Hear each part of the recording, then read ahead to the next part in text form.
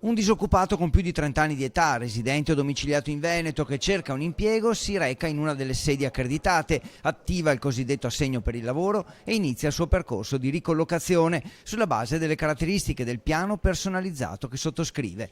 30.000 assegni per il lavoro che sono stati erogati in Veneto negli ultimi 2 anni. Che cos'è un assegno per il lavoro? È uno strumento che aiuta il disoccupato, che viene preso in carico dal centro per l'impiego. Questo disoccupato può scegliere dove andare a spendere questo buono di formazione per il collocamento mirato in una azienda, in un posto di lavoro che noi sappiamo esistere su quel territorio. Solo nell'ultimo trimestre, da luglio a settembre 2019, gli assegni hanno raggiunto 5.000 disoccupati, con un più 43% rispetto al 2018 e con un picco di oltre 2.300 assegni rilasciati a settembre, il valore più alto dall'introduzione della nuova misura.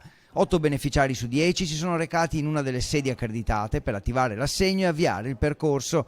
I dati attestano che in 17.000 hanno concluso il percorso di orientamento. Di questi, 16.300 hanno trovato lavoro con contratti di lavoro dipendente, 1 su 3 con contratto a tempo indeterminato o a tempo determinato di durata superiore ai 6 mesi. L'80% degli assegni è concentrato nelle province di Padova, Treviso, Vicenza e Verona. Su Padova sono state oltre 6.000 gli assegni per il lavoro erogati e una larga parte, oltre il 35%, è un contratto di lavoro stabile. Un ulteriore 12% è stato rilasciato dai centri per l'impiego di Venezia, più marginale l'impatto a Rovigo e Belluno. I beneficiari sono equamente distribuiti tra uomini e donne, il 78% è di cittadinanza italiana e circa il 70% ha più di 40 anni.